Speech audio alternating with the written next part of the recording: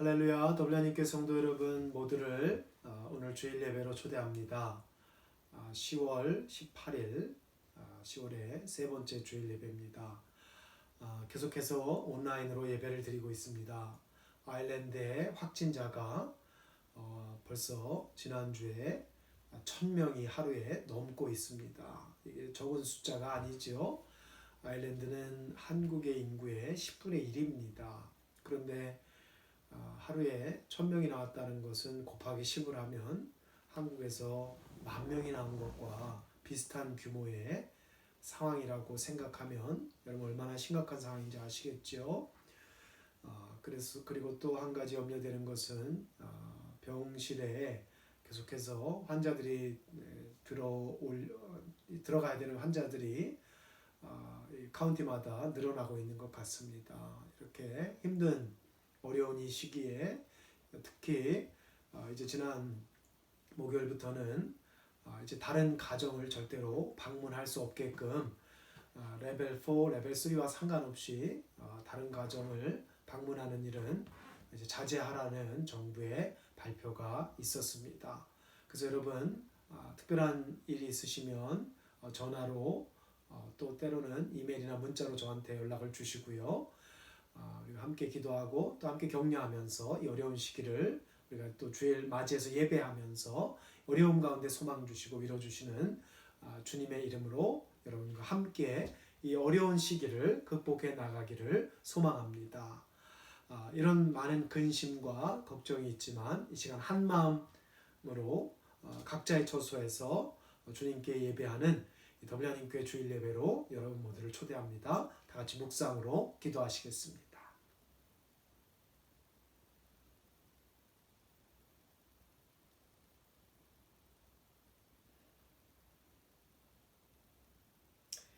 여호와는 크신 하나님이시오 모든 신들보다 크신 왕이시기 때문이로다. 우리가 감사함으로 그 앞에 나아가며 시를 지어 즐거이 그를 노래할지어다. 아멘. 사랑과 은혜가 충만하신 하나님 아버지 감사합니다. 일주일 동안의 시간을 잘 보내고 오늘도 주일을 맞이해서 인근 각처에서 흩어져 있지만 이 시간 한마음 한뜻으로 기도하며 찬양하며 주님께 예배로 나아갑니다. 허물 많은 우리를 용서해 주시고 늘 변덕스러운 우리를 포기하지 않으시는 그 사랑으로 우리들 한 사람 한 사람을 만나 주시고 한 사람 한 사람을 치유해 주시고 이 예배가 하나님께 영광이고 우리들의 삶 속에는 회복과 은혜의 시간이 될 수 있도록 주님 도와 주시옵소서. 특별히 주님 자라나는 어린 자녀들, 학생들, 또 대학생들이 있습니다. 평소 같지 않아서 많이 답답하고 힘든 우리 젊은이들 주님 함께 해주셔서 어려운 가운데서 주님 바라보게 하시고 힘든 가운데서 주께 소망 둘 수 있는 우리 더블유님교회 모든 교우들이 될 수 있도록 주님 인도하여 주시옵소서. 예배 시종일관을 주님께서 인도하실 줄 믿사오며 모든 말씀 예수 그리스도의 이름으로 기도드리옵나이다.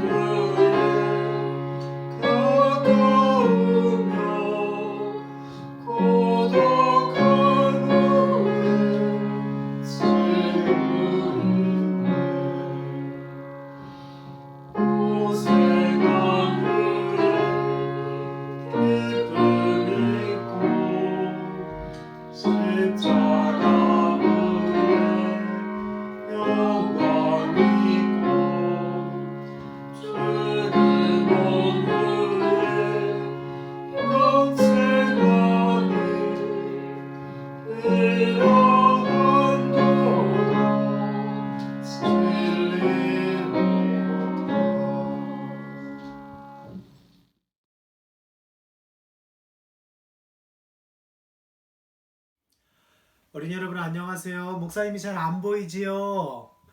예, 맞습니다. 목사님이 아일랜드 시골에 마운멜렉에서 설교할 때 우리 교회 나오신 할머니 할아버지한테 들은 얘기예요. 마운멜렉의 시골에 전기, 일렉트릭 시리가 처음 들어왔을 때 당연히 처음이니까 비쌌겠죠. 그래서 어떤 할머니 할아버지가 두 분이 사셨는데 전기를 넣게 됐어요. 전기를 설치하는 그 엔지니어가 왔어요. 할머니 할아버지 전기 얼마나 쓰실 거예요? 많이 쓰실 거예요? 적게 쓰실 거예요? 아이고 우리는 전기가 비싸게 쓰니까 조금만 쓸게요. 걱정하지 말고 제일 적게 쓰는 미터기로 달아주세요. 그런데 한 달이 지나고 두 달이 지났는데 할머니네 집에 전기를 달아줬는데 이 엔지니어가 보니까 할머니 할아버지 집에 전기가 안 돌아가는 거예요. 조금밖에. 이상하다. 세 달이 되었는데 네 달이 되었는데 왜 할머니 할아버지 전기를 안 쓰시나 하고 가봤어요. 똑똑 똑똑 할머니 계세요? 아이고 네. 아이고 우리 전기 잘 달아져서 잘 쓰고 있습니다. 아니 할머니 전기를 쓰는데 왜 전기를 쓰는 양이 없어요? 고장 났나요? 제가 볼게요. 안 고장 났는데. 그게 아니라 우리는 전기를 하루에 딱 2번만 써요. 2번이나 3번만. 아니 할머니 전기를 언제 쓰시는데요? 네 가르쳐 줄게요. 잠깐만요. 자, 환해졌다. 자, 이렇게 깜깜해서 저녁이 되면 제가 전기를 켜서 이렇게 등잔불을 켜고 빨리 전기를 끈다우. 그래야 전기를 아끼지. 야, 요걸로 킬 때만 내가 전기를 켜요. 아니 할머니 전기를 밝게 쓰시라고 달았는데 이것만 쓰면 어떻게 해요? 전기가 아깝지 않수. 그럼 할머니 또 언제 끄세요? 이거 껐다가 내가 새벽에 잠이 깨서 화장실을 가면 그때 다시 전기를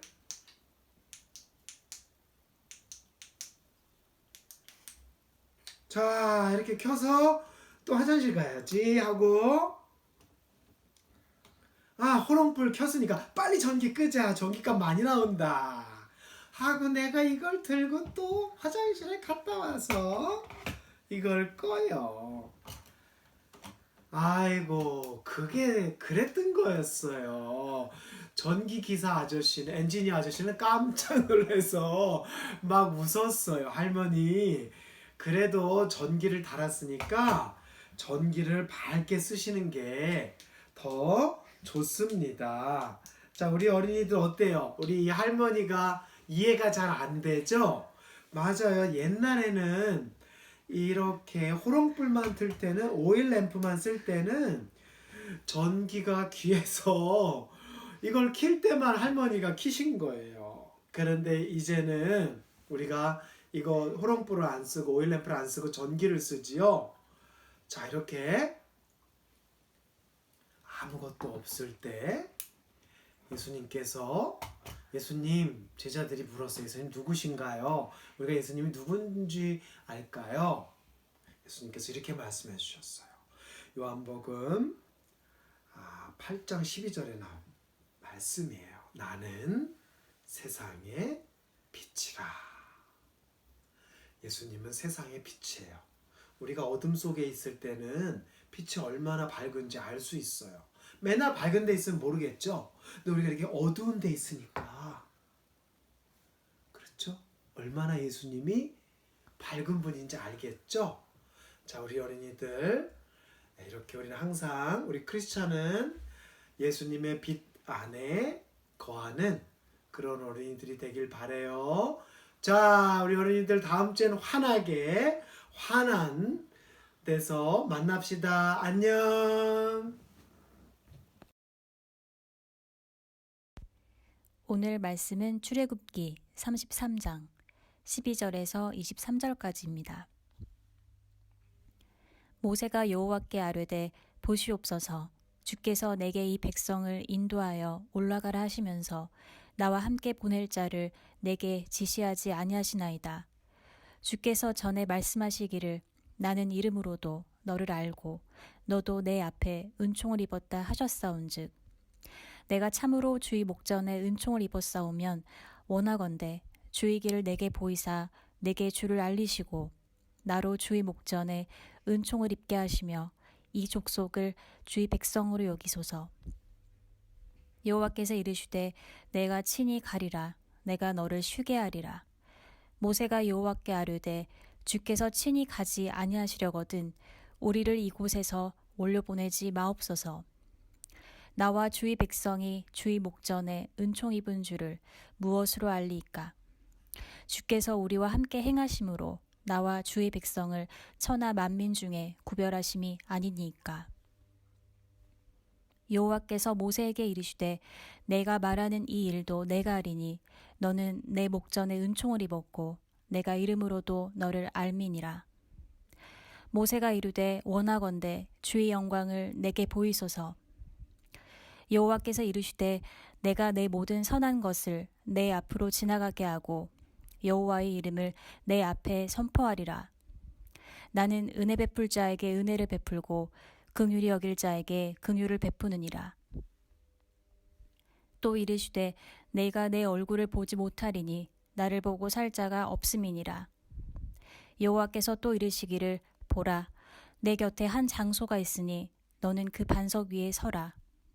내 영광이 지나갈 때에 내가 너를 반석 틈에 두고 내가 지나도록 내 손으로 너를 덮었다가 손을 거두리니 내가 내 등을 볼 것이요 얼굴은 보지 못하리라. 아멘.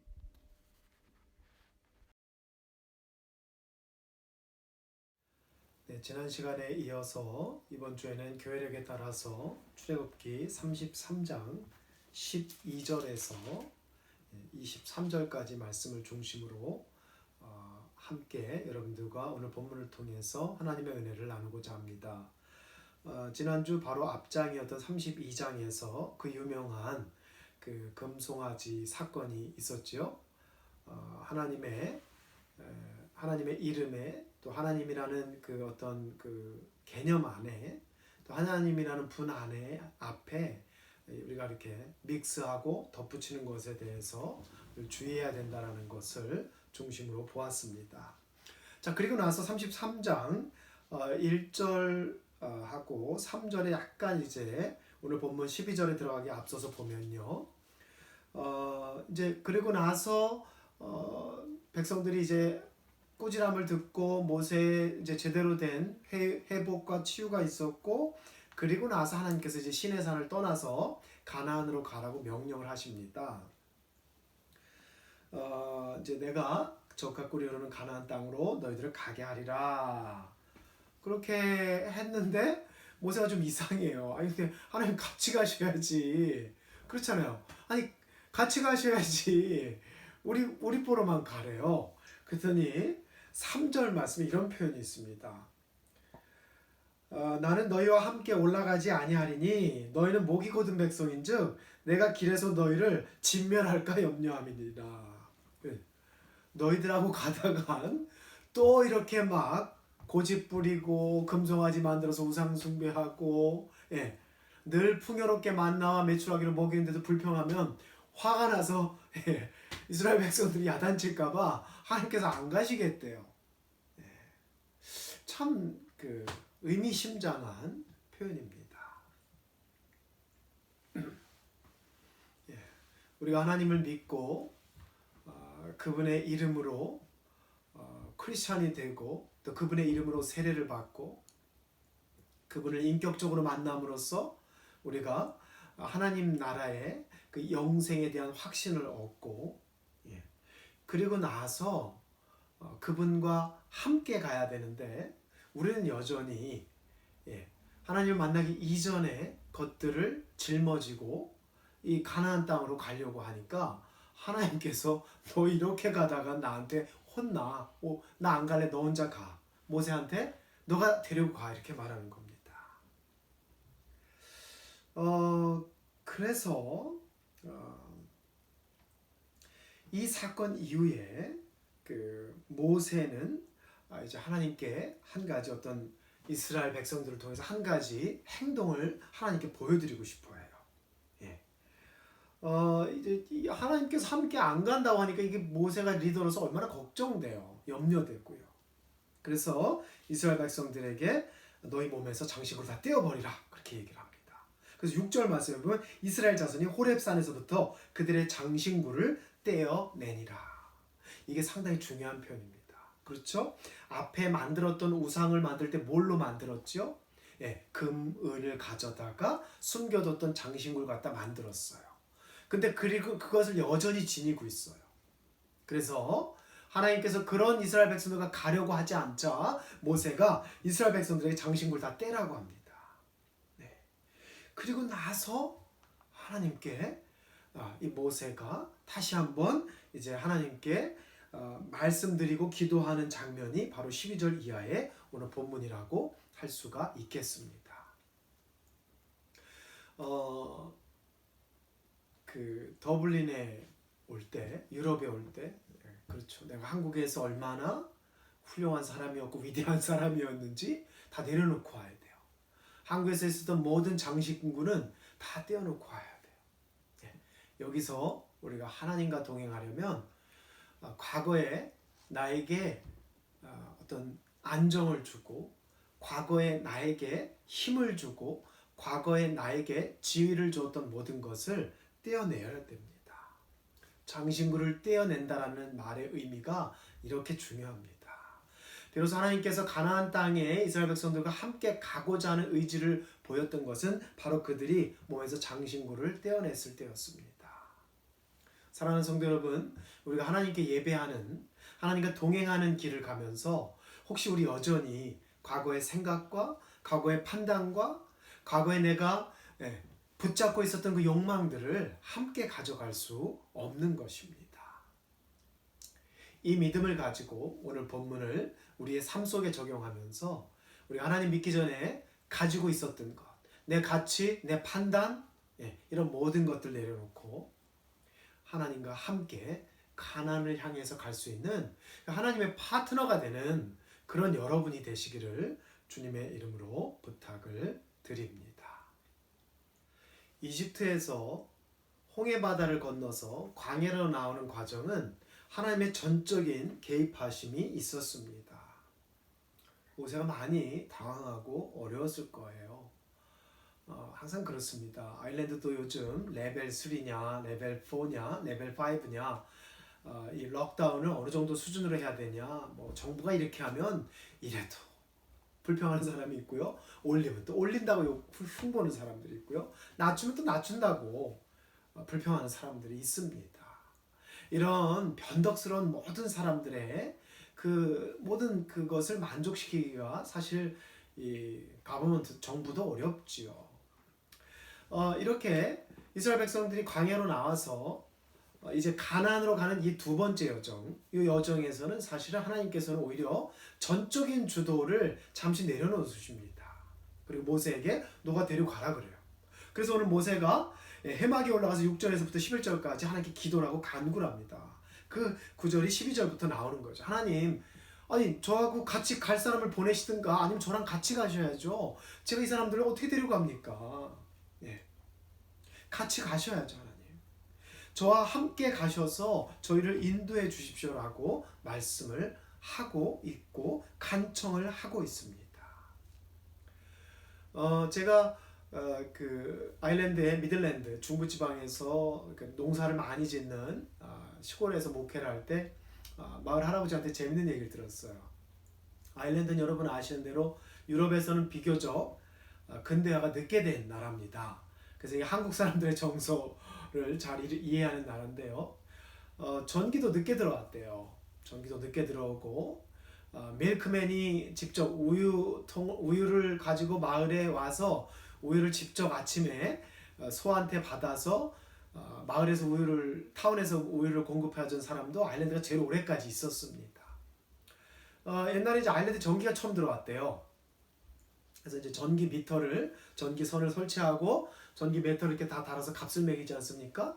그래서 어느 한 집에 외딴 집에 할머니 할아버지가 살아서 전기를 넣는 사람들이 그랬대요. 리터를 어떤 걸 달까요? 전기를 많이 쓰실 겁니까? 적게 쓰실 겁니까? 했더니 우리는 조금밖에 안 쓰니까 큰 거 달 필요 없다고. 그래서 뭐 그냥 그런가 보다 하고 미터를 달았어요. 그리고 몇 달이 지났는데 이상하게 전기세가 안 나와요. 미터기가 안 돌아가요. 조금밖에. 뭐가 잘못됐나 검침을 했는데 전선에 문제가 없어요. 그래서 이 전기를 설치한 그 기사가 할머니 할아버지를 찾아갔어요. 아니 왜 미터기가 이렇게 얼마 안 돌아가네요.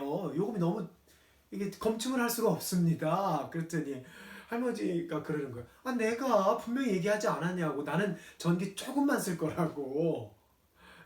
그래서 뭐 다 그렇게 아껴 쓴다는 얘기인 줄 알고 검침원은 그런 거예요. 그래서 그럼 언제 전기를 쓰시는데요, 할머니? 그랬더니 뭐라 그랬게요, 이 할머니가? 저녁 때 들판에서 농부니까 일하고 나서 집에 와서 깜깜해지면 그때 등잔불을 켜려고, 호롱불을 켜려고, 깜깜해서 안 보이잖아요. 호롱불에 불을 붙이기 위해서 그때만 전기를 켜시는 거예요. 글쎄. 예.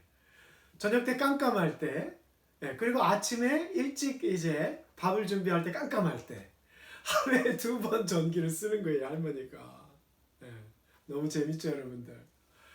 전기를 계속 켜놓고 전기의 그 혜택을 누리는 게 아니라 전기세가 너무 비싸니까 호롱불, 그 등잔불을 킬 때 잠깐 전기를 켜고, 뭐 그렇죠? 등잔불을 끄고 나서 또 잠깐 다시 새벽에 킬 때 또 켜셨겠죠. 그리고 아침에 새벽에 일찍 깜깜할 때 또 켜셨고요. 그러니까 미터기가 전기 미터기가 돌아가질 않는 거예요. 예. 하나님과 동행한다라는 것을 이 재미난 사건과 이렇게 좀 매치해 볼 수가 있을 것 같습니다. 이스라엘 백성들은요, 32절, 33절에서 계속해서 보면 하나님이 잠깐만 필요한 거예요. 예. 그냥 암흑 같을 때만. 암흑 같을 때만. 내가 죽겠을 때만, 아무것도 내가 할 수 없어요. 그때만 하나님을 찾는 거죠. 그러다가 불이 들어오고 호롱불이 있으면 이제 더 이상 그 하나님이 내 곁에 계시면 불편한 거예요. 내가 거룩하게 살아야 되고, 내가 모세처럼 조금 더 조심해야 되고, 내가 좀 더 마음을 정결하게 써야 되고, 내 죄와 허물이 있을 때 하나님께 회개하고 성전에 올라가야 되고, 이런 과정들이 싫었던 거예요. 그냥 편리하게 내가 정말 전적으로 아무것도 없을 때만, 그때만 하나님 개입하기를 원했던 거죠. 그래서 하나님께서는 이스라엘 백성들을 가르쳐서 목이 곧은 사람들이라고 표현하셨습니다. 사랑하는 성도 여러분, 여러분은 어떻습니까? 그 할머니가 호롱불을 켜기 위해서 전기를 설치해 놓고 잠깐 전기를 쓰는 것처럼, 혹시 여러분들도 여러분이 정말 필요할 때만 하나님 잠깐 불러 쓰시고, 내가 내 인생을 즐길 때는, 내가 내 삶의 방향을 내 식대로 갈 때는 하나님이 개입하기를 원하지 않는 그런 이스라엘 백성들과는 하나님은 동행을 원하시지 않으셨습니다. 33장 1절에서 3절 말씀 보면 하나님께서는 모세에게 네가 데려가라 이렇게 얘기를 하십니다. 그러나 모세는 하나님과 동행하기를 원하지요. 그렇기 때문에 모세는 단순히 한 민족을 한 나라를 탄생케 한 지도자라는 이미지를 벗어날 수 있는 사람인 것입니다. 바로 우리 크리스찬들에게 여전히 출애굽기의 말씀은 너무나 소중하고 너무나 생동감 있는 그런 말씀입니다. 그렇죠? 여러분, 예수님께서 마태복음에서 보면 두세 사람의 이름으로 모이는 곳에 내가 너희와 함께하리라. 그렇죠? 누구든지 신실한 마음으로 신령과 진정으로 예배하는 자에게 사도 바울은 그 예배가 바로 하나님이 기뻐하시는 거룩한 산 제사니라고 말씀을 해주시지요. 이것이 바로 오늘 본문의 가장 중요한 맥락입니다. 모세는 하나님의 빛이 늘 자신의 삶 속에 거하길 원했습니다. 그래서 오늘 모세는 주님 무슨 소리십니까? 같이 가셔야죠. 같이 가셔야 됩니다. 그래서 15절에 보면 모세가 여호와께 아뢰되 주께서 친히 가지 아니하시려거든 우리를 이곳에서 올려보내지 마소서. 저희가 모세였다면 이 지긋지긋 말 안 듣는 사람들 두고 그래 하나님 저랑 같이 저만 가세요. 저한테 아브라함의 축복을 약속해 주셨으니까 저를 통해서 큰 민족을 이루겠다고 하셨으니까 나만 주님과 가겠습니다. 이러지 않았습니다. 계속해서 이렇게 하나님은 참으시죠. 그래서 하나님의 지도자들도 선지자들도 예언자들도 참았습니다. 더 기회를 주고 그 참음의 궁극적 그 희생과 겸손과 참음과 사랑의 궁극적 목적이 바로 예수 그리스도의 십자가에서 실현되고 있었던 것이고 완성되고 있는 것이라고 할 수가 있겠습니다. 여러분 이 믿음을 가지고 하나님이 필요할 때만 잠깐 그분을 빌어 쓰는 것이 아니라 그분과 동행하는 것, 그분이 안 가시면 우리도 멈추는 것, 그분이 함께 가시기를 원하는 그런 여러분의 삶. 그래서 내 인생의 삶의 여정이 주님의 손안에 놓여있는 그런 삶을 소망하고 그런 삶이 크리스찬의 삶이라는 것을 고백하는 더블리안인교회 성도들이 되시기를 주님의 이름으로 부탁을 드립니다. 오늘 본문을 통해서 또 한 가지 우리가 확인할 수 있는 것은요. 우리가 어디로 가야 되는지 알지 못할 때는 우리가 침착하게 크리스찬으로서 기도하고 잠시 멈추어 서서 우리가 가야 할 길과 우리가 왔던 길을 잘 묵상해 보고 또 돌아보고 우리가 나아가야 될 길을 하나님께서 인도해 주시기를 기다리는 과정과 시간들이 필요합니다. 서양 속담에 그런 말이 있죠.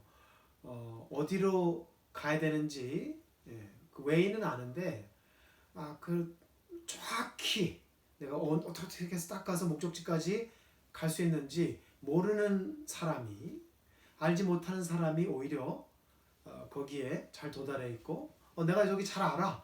나 따라오면 돼. 이런 사람들이 오히려 길을 잃어버린다라는 그런 표현이 있습니다. 그러니까 목적지는 알지만 조심스럽게 길을 잘 잡으면서 가는 사람이 완전히 그 길을 알지 못하지만 결국 그 목적지에 도달한다는 것이고요.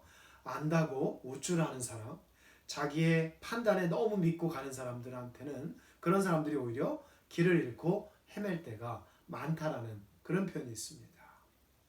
Those who don't know where they are going are sure to get there. 이런 표현이죠. 크리스천에게 매우 소중한 말씀입니다. 오늘 본문 말씀에 보면요. 모세는 잠시 회막에서 머물면서 하나님께 찬양을 하고 기도하면서 하나님 우리가 가나안으로 가야 되는데 가나안 안 가봤잖아요. 가나안으로 가는 건 알죠. 하나님께서 가라고 했으니까. 근데 가는 길은 몰라요. 근데 결국은 잘 갔습니다. 그렇죠? 놀랍게도 여호수아가 이때부터 벌써 등장을 합니다. 하나님이 이렇게 한 리더 속에서 또 다른 리더를 키우고 계세요. 이것이 참 성경이 우리에게 주는 묘미예요. 해막에서 기도할 때 그 해막의 문을 여호수아가 지키고 있었어요. 그 장면을 시편 99편에 99편 그 8절 9절이 6절에서부터 보면 9절까지 모세에 대한 그 찬양이 나와 있습니다. 6절에 이렇게 됐습니다. 그의 제사장들 중에는 모세와 아론이 있고 여호와께서 구름 기둥 가운데 그들에게 말씀하시니 그들은 그가 그들에게 주신 증거와 율례를 지켰도다. 또 이렇게 말합니다. 너희는 여호와 우리 하나님을 높이고 그 성산에서 예배할지로다. 여호와 우리 하나님은 거룩하심이로다. 바로 모세가 이렇게 거룩한 성산에서 높이 올라가서 예배를 드렸죠. 그것처럼 모세가 가나안으로 가라는 말은 들었고 대충 어딘지는 알지만 구체적인 길의 계획하심을 몰랐기 때문에 하나님 앞에 서서 하나님과의 동행을 청합니다. 이것이 바로 믿음입니다. 하나님 믿고 다시 내 멋대로 막 가는 게 아니에요. 하나님 믿었다고 해서 내 멋대로 사는 것이 아닙니다. 하나님을 믿었기 때문에 하나님이 어떤 분이신 줄 알기 때문에 그분의 사랑이 우리 마음속에 있기 때문에 우리가 이제 조심스러운 스텝을 밟아가는 겁니다. 어제 괜찮았다는 것도 괜찮았던 일도 어제 괜찮았던 말 한마디도 이제 함부로 무심코 던질 수가 없는 거지요. 왜? 주님이 함께 하시기 때문에 그렇습니다. 재밌는 것은 어떤 대학에서 신입생을 뽑는데요. 당신은 리더의 자격이 있습니까? 이렇게 이거 질문에 답변하는 그 면접을 봤다고 합니다. 그래서 뭐 학생들이 어떻게 했죠? 한 학생이 당신은 리더입니까? 리더의 자격이 있습니까? 이렇게 물어서 난 별로 그런 거 없는데 아무리 생각해봐도 없으니까 솔직하게 나는 그 정도는 아닌 것 같다고 썼어요. 네. 그랬더니 조금 있다가 학교에서 연락이 왔습니다. 당신은 합격입니다. 그래서 뭐 여러 가지 물론 성적도 나쁘진 않았겠죠. 다 뭐 다른 자기소개에서도 잘 썼고요. 근데 재밌는 것은 그 입학 어드미션을 담당하는 데서 말한 게 1340명이 지원했는데 당신 딱 한 명이 나만 리더의 자격이 없다라고 답변을 했대요. 그래서 그 학생이 너무 변별력이 있으니까 뽑은 것 같습니다. 이게 무슨 말이냐면요. 1340명이 1340명 중에 99.9%의 사람들이 자기를 리더라고 생각하는 거죠. 네. 그런데 이스라엘 백성들의 무리 중에 리더가 많으면 리더가 1399명이면 가나안 땅에 갈 수가 없습니다. 네. 리더는 모세 한 명이죠. 물론 모세가 아론을 세웠고 그 다음에 천부장, 백부장을 세웠지만요. 리더는 모세 하나죠. 이게 어떤 가부장이나 하이라키를 말하는 것이 아닙니다. 또 지도력과 어떤 영적인 권위를 말하는 것이겠죠. 모세가 가지고 있었던 이 리더십의 중요한 면은 그가 하나님, 우리를 인도하시는 분이 누구신지를 알았다는 것이고 그분 앞에 겸손했다는 것입니다. 즉 우리는 양이죠. 우리는 주님 안에 양떼들입니다. 우리가 목자가 절대로 아닙니다. 우리가 목자 흉내를 내면 안 되겠지요.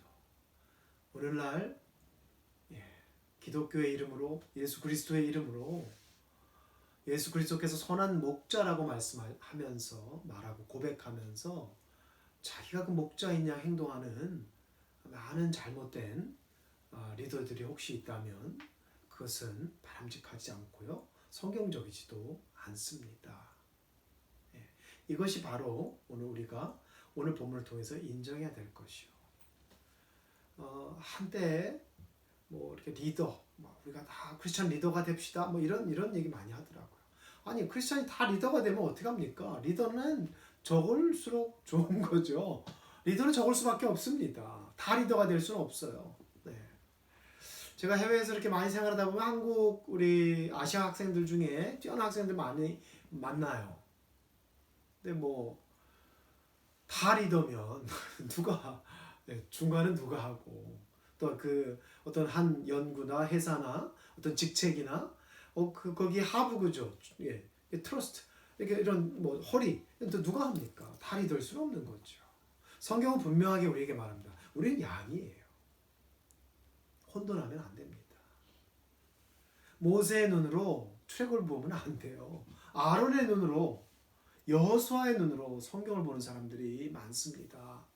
그런데 오늘 본문은 우리에게 또한 겸손하게 이렇게 말씀해 주십니다.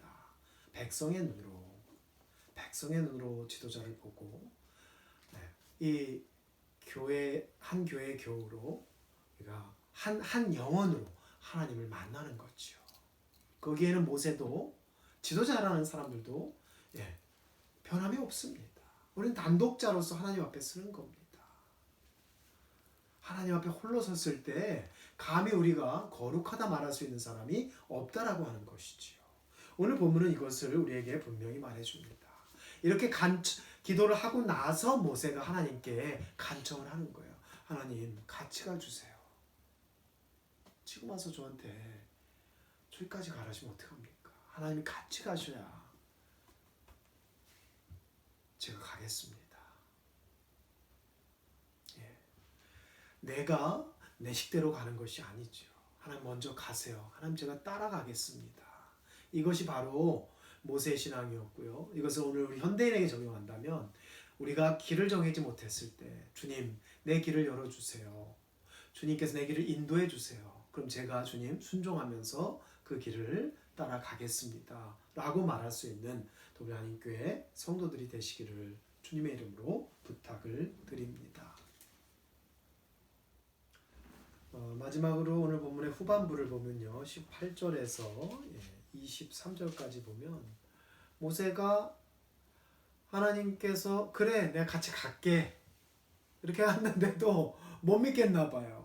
하나님이 하도 이스라엘 백성들한테 속상하시고 화가 나시고 서운해하신 걸 경험했기 때문에 그런 건지 인간적인 상상력을 또 성경적인 상상력을 한번 발휘해 봅니다.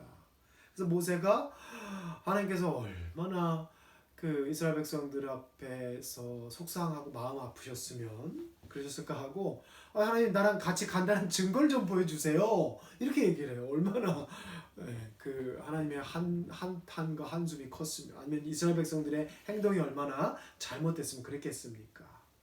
그래서 18절에서 그러죠. 주의 영광을 내게 보이소서. 이게 무슨 말이냐면 주님 나 간다는 그것을 어떻게 제가 믿어요? 좀 보여주세요. 가신다는 거. 나랑 같이 간다는 거 보여주셔야죠. 그러자 하나님께서 모세를 통해서 기막힌 표현을 우리에게 주십니다.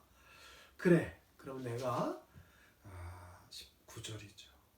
내가 내 모든 선한 것을 네 앞으로 지나가게 하겠다. 그리고 여호와의 이름을 선포하게 할 거다. 모든 선한 것이 지나가게 한대요.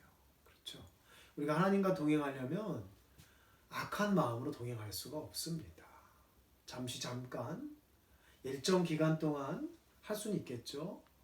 그러나 결국 우리가 하나님 안에서 선한 마음으로 우리의 삶의 방향을 잡아가지 않으면 그것은 언제든지 하나님의 눈 안에서 드러나게 되어 있다라고 하는 사실을 오늘 본문은 우리에게 분명히 말해줍니다. 그래서 우리가 항상 일을 할 때 선한 동기를 가지고 우리가 기도하면서 하나님께서 원하시는 것이 무엇인지 성경에 나오는 어떤 그 선한 일의 방향이 무엇인지를 확인하고 거기서부터 시작될 때 어떤 새로운 일들을 점검하고 계획하고 설계하는 거죠. 내 마음대로 하는 것이 아니죠. 이렇게 선한 목적으로 시작했을 때 하나님의 선함이 모세 앞을 지나가는 것과 같은 그런 일들이 일어난다라고 하는 것입니다. 그리고 하나님께서 그러세요. 너 내가 지나가는 걸 앞으로 볼 수 없어. 그러면서 말씀하시는 것이 손을 거두리니 내가 맨 마지막 절이죠. 내가 내 등을 볼 것이요 얼굴은 보지 못하리라. 하나님의 등을 본다라는 것이 담고 있는 많은 의미가 있습니다. 하나님께서 가시고 그 길을 우리가 따라가는 것이겠죠. 예수 그리스도께서 가신 그 십자가의 길을 우리가 따라가는 겁니다. 가끔 교우들이 또 젊은 이민자들이 묻습니다. 목사님 인생에 어떻게 살아가야 될지 잘 모르겠습니다. 성경적인 답변은 어렵지 않습니다. 우리가 하나님의 백성으로서 길을 모를 때 우리는 하나님 나라의 소망이 있는 백성이기 때문에 이 땅에서의 삶에 대한 목표와 기대치는 충분히 우리가 좀 더 낮게 잡아도 상관이 없죠. 중요한 것은요, 우리가 길을 알 수 없을 때 적어도 우리가 인생에서 어떤 결정을 할 때 사도들처럼 가깝게는 바울 사도처럼 아니면 예수 그리스도께서 이 땅에서 곤란하게 예수님을 곤란하게 빠뜨렸던 바리새인들과 서기관들에게 말씀하셨던 것처럼 내가 편리하고 사람들의 인기에 영합하는 발언을 하는 것이 아니라 그런 길을 가는 것이 아니라 하나님께서 원하시는 것이 어떤 길인지 사도들이 가려고 했던 길이 어떤 길인지 우리 주 예수 그리스도께서 선택했던 길이 어떤 길인지 이것을 끊임없이 우리가 생각하고 기도하면서 우리의 삶의 중요한 것들을 결정해 나가면 우리는 하나님과 하나님이 가셨던 그 길과 예수 그리스도의 십자가를 통해서 우리의 가나안을 향해 나아갈 수 있습니다. 지금은 바로 코앞을 알 수 없지만 결국 우리는 그 가나안 땅까지 갈 수 있다라고 하는 사실입니다. 하나님보다 앞서가지 않고 하나님의 등을 보리라 하신 이 모세에게 주신 귀한 말씀이 오늘날 하나님을 끌고 내 성공의 방향을 향해 하나님을 억지로 끌어들이는 우리들이 분명하게 깨닫고 분명하게 하나님의 뒤를 따라가고 예수님의 십자가의 길을 내 십자가를 지고 따라가는 그런 믿음을 회복하는 것을 오늘 출애굽기는 놀랍게도 우리 현대인들에게 말해주고 있습니다. 사도 바울은 데살로니가전서 2장 3절에서부터 7절에 보면요, 이런 부분을 매우 강조하고 있습니다. 오직 우리가 사람에게 잘 보이려고 하는 것이 아니죠. 오직 하나님께 옳게 여기심을 입어 복음을 위탁받았으니 우리가 이와 같이 말함은 사람을 기쁘게 하려 함이 아니요 오직 우리 마음을 감찰하시는 하나님을 기쁘시게 하려 함이라. 사람에게 인정받고 사람들이 기뻐하는 길을 가는 것이 아니지요. 하나님을 기뻐하게 해드리는 삶. 우리의 마음을 다 아시고 감찰하시는 그 하나님이 원하시는 길을 선택하는 삶.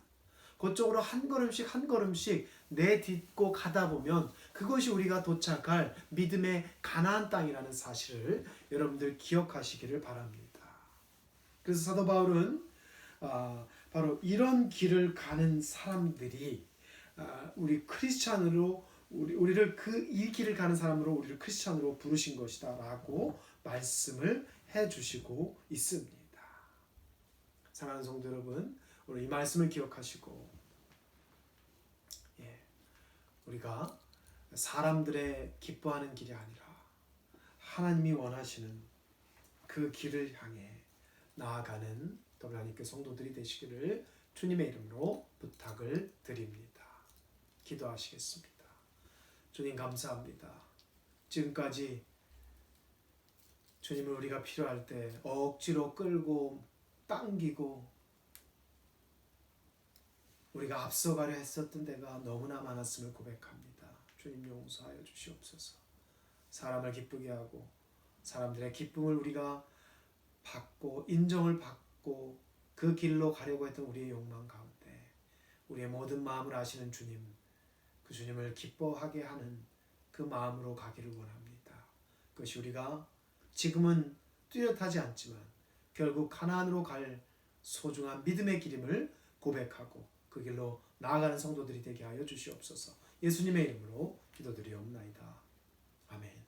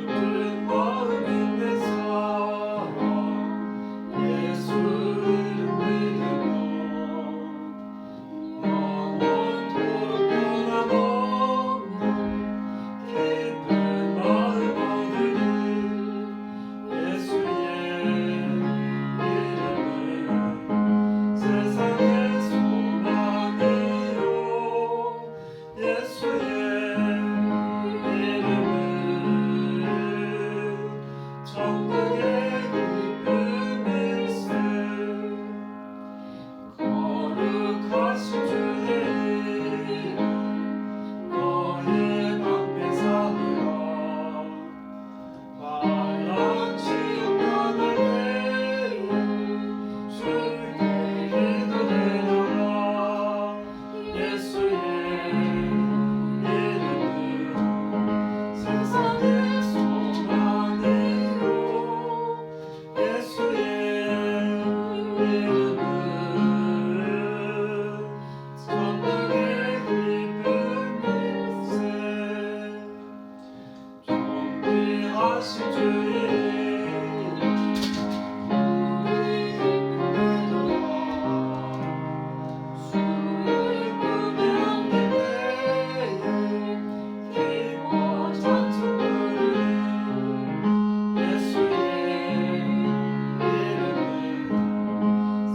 세상의 소망이요 예수의 이름은 천국의 기쁨일세. 우리 갈길 나가오니 보좌 앞에 나가 왕의 왕께 경배하며 열육하니 드리는 예수의 이름은 세상의 소망이요 예수의 이름은 천국의 기쁨일세.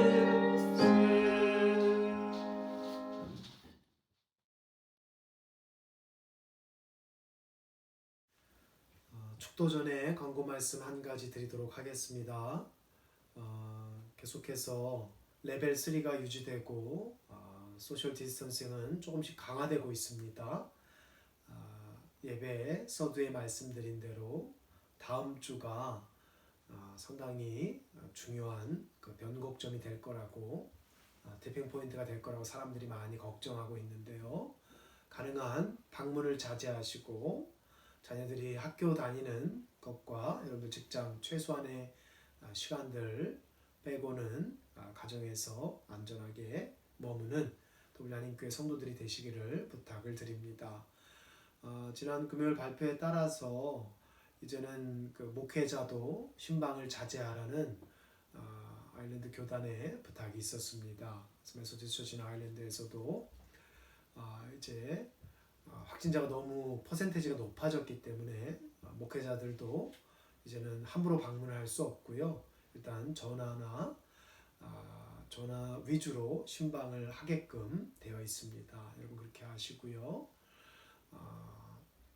계속해서 여러분들 안전하게 거하시고 특별히 건강 관리 유의하시고 소셜 디스턴싱과 손 잘 닦고 외출 시 손을 잘 씻고 청결을 유지하셔서 이 어려운 시기를 잘 극복하고 또 성도의 교제가 필요할 때는 우리 교우들과 함께 전화로 또 이메일로 함께 중보 기도하면서 격려하는 그런 시간들 만들어 가기를 또한 소망을 합니다.